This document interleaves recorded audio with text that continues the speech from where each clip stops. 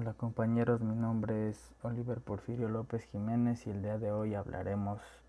sobre el tema las políticas públicas como instrumentos para el desarrollo económico. El primer tema a abordar sería la política social,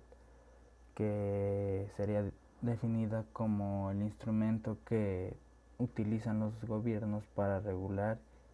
y complementar las instituciones de mercado y las estructuras sociales. Es definida a menudo en términos de servicios sociales como la educación, la salud o la seguridad. La política social del Estado mexicano pues ha ido cambiando de formas y también de nombres. En el diseño e instrumentación de las acciones de la política social participan diversos sectores y dependencias que estarán encabezados por el gobierno federal en los sectores de educación, salud y desarrollo social, que estos aspectos pues ya se los había mencionado anteriormente y que en medida de lo posible pues se involucrarán en el trabajo de campo a los niveles estatales y municipales. La llamada política social en México tiene estas tres vertientes, las cuales pues son la educación, salud y vivienda, en cuyos resultados han sido diversos. Y en sí no es la política social la que llega a fallar, sino es el modelo estructural en su conjunto, pues no es que tanto luego sea los que la gobiernan en sí, sino es cómo es que es estructurada esta misma. La política social ha sido usada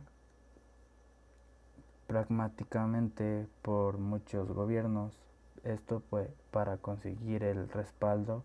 político de los ciudadanos y generar cohesión social, también como potenciar un mayor desarrollo económico, mejorando el capital humano y el empleo productivo. Pues las políticas sociales pueden superar el círculo vicioso de pobreza y el atraso, también como crear un círculo virtuoso en el que el desarrollo humano y el empleo generen una mayor demanda interna y también un crecimiento económico. La política social en México está pues tiene su origen en la propia Constitución de 1917, en las cuales pues también se reconocen diversas etapas a lo largo del siglo XX y del siglo XXI, acciones con las que ha llevado incluso a contar con una ley general de desarrollo social, es decir, que a partir de nuestra Constitución o del siglo XX y XXI se contó con una ley general de desarrollo social. La Constitución mexicana pues confiere principios incluyentes y de seguridad jurídica y de oportunidades, así como los derechos sociales para todas las personas. Estos inician con el reparto agrario de los años 30. Desde los años 30 es que se comienza a implementar la política social en México. Las primeras acciones en este sentido se dan en el llamado estado de bienestar, que es el que pues busca de manera buscar un bien para las sociedades más marginadas, por así decirlo.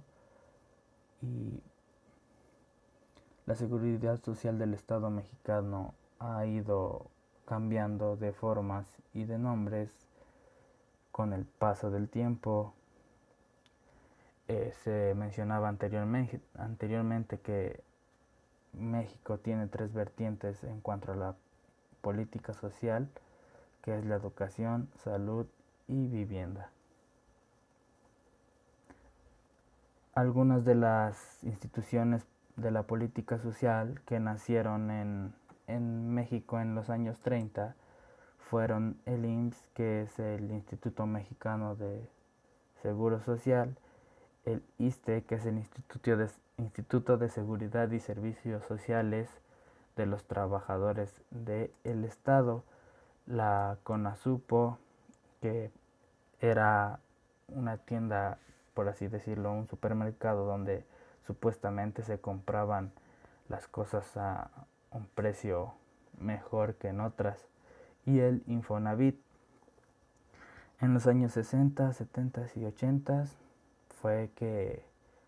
fueron cambiando de nombre y de forma, fueron evolucionando algunas otras instituciones como el Programa Coordinado de Inversiones Públicas para el Medio Rural, la Coordinación General del Plan Nacional de Zonas Deprimidas, el Sistema Alimentario Nacional y el Programa Nacional de Solidaridad, que este último pues ha tenido diferentes cambios de nombre. Y el siguiente tema sería la política financiera. También se denomina política monetaria porque es el dinero lo que se usa para mantener la economía estable de un país,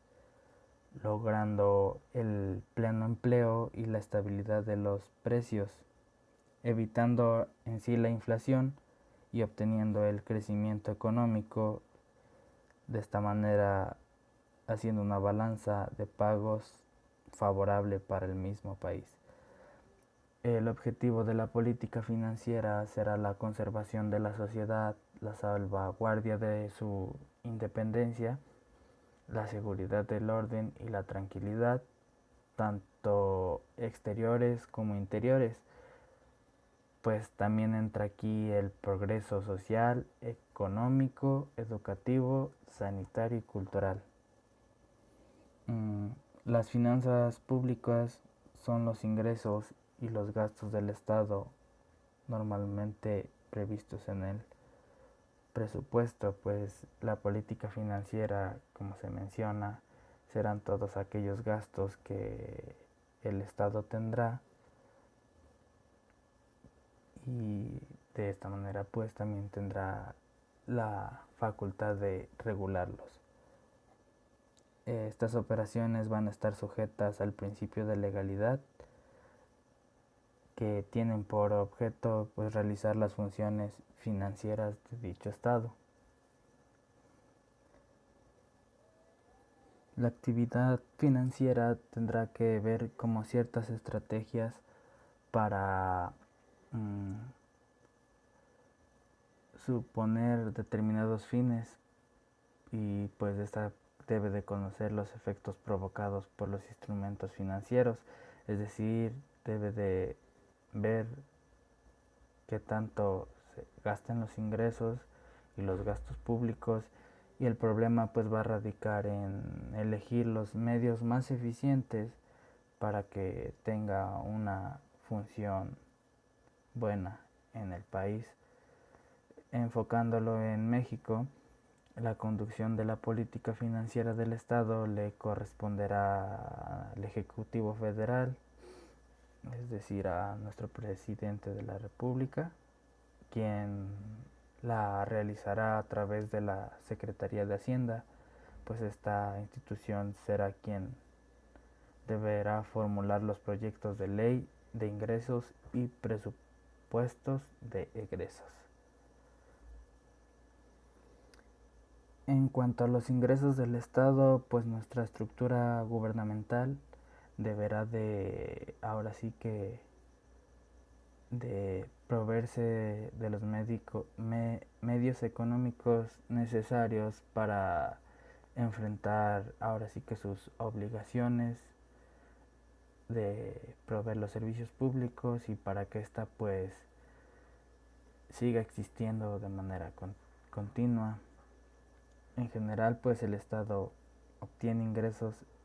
de dos grandes vías, que es el derecho privado y el derecho público.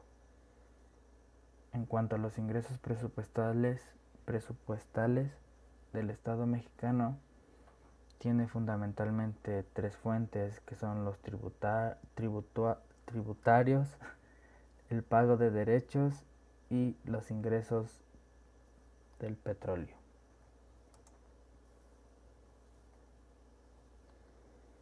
Nuestra ley de ingresos de la Federación enumera en su artículo 1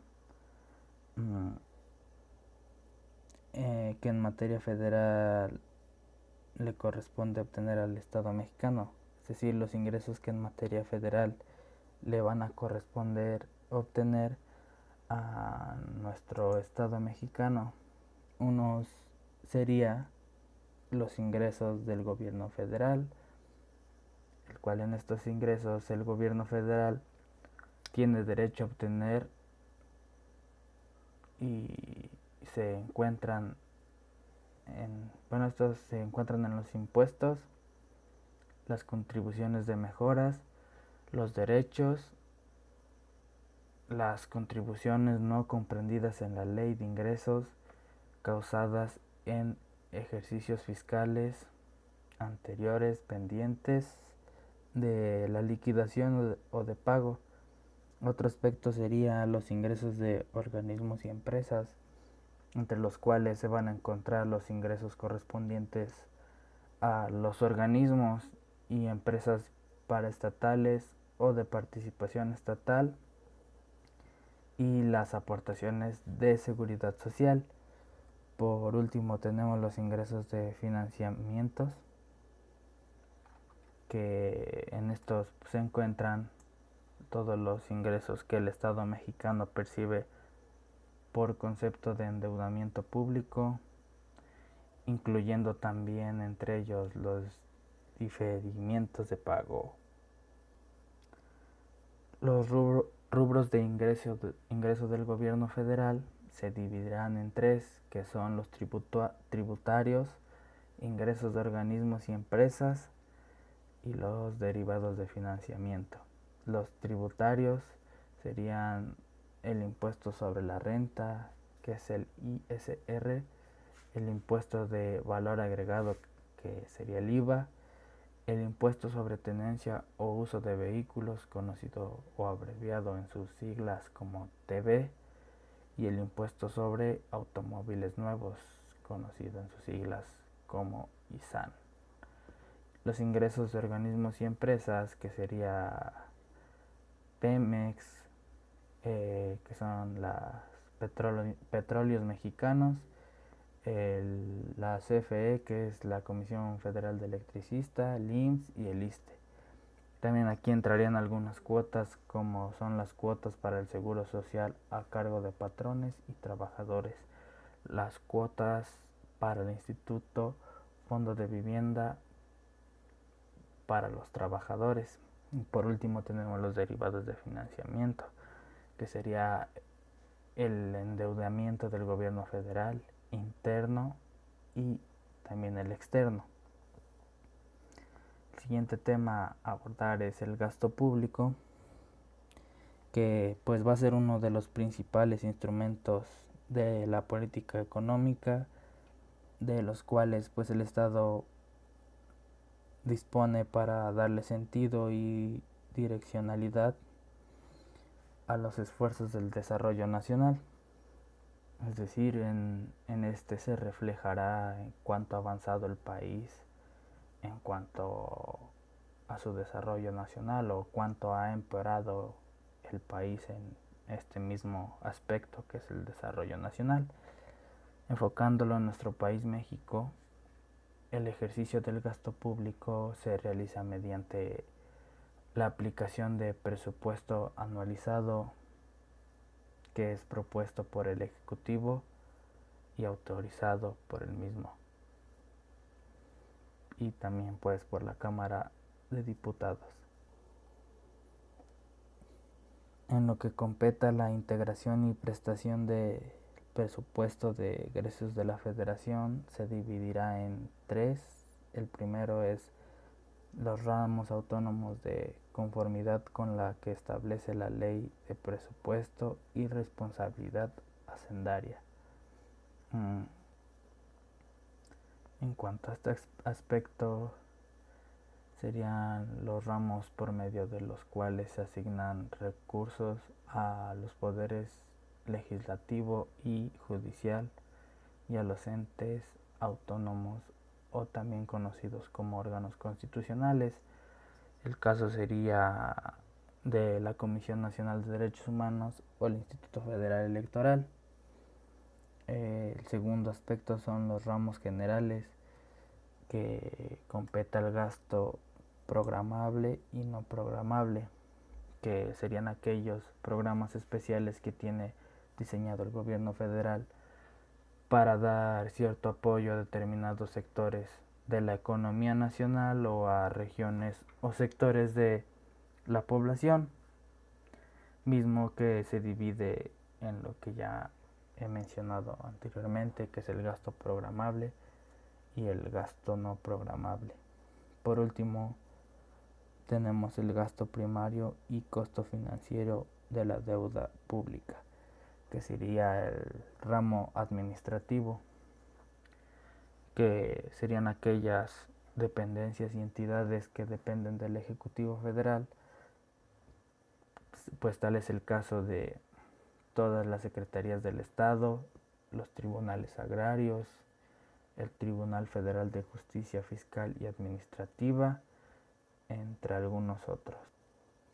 El siguiente tema a abordar sería la política monetaria, que en nuestro país mexicano la conducción de la política monetaria de la nación estará bajo la responsabilidad de nuestro Banco de México, que es un órgano constitucional autónomo. El artículo 28 de la Constitución mexicana, en uno de sus apartados, nos dice que sus funciones serán de administración, cuya finalidad será proveer a la economía del país la moneda pues nacional. El sistema financiero mexicano es un conjunto de instituciones, tanto como bancos, sociedades de inversión, aseguradoras, sociedades financieras, las casas de bolsa, entre algunas otras. Como se mencionaba anteriormente, el Banco de México es la única institución facultada para emitir moneda nacional, que pues son el mecanismo de intercambio de todas las transacciones económicas. También este mismo será el responsable de que exista cantidad suficiente de moneda en todos sus tipos para garantizar el eficaz funcionamiento de la economía en su conjunto, así como también otra facultad que tiene nuestro Banco de México es mantener la estabilidad de los precios de bienes y servicios. Esta institución aplica para combatir la inflación, lo que se le llama política monetaria. Y para evitar estas condiciones de inflación en el Banco de México, dentro de su política monetaria, toma medidas para restringir el dinero en circulación, como sería en el primer punto el encarecimiento de crédito, y otro que sería el control de cambios en las divisas, que sería el sistema monetario tendiente a controlar la compra y venta de moneda extranjera. Y sus tres principales instrumentos para el control de precios son el control de masa monetaria,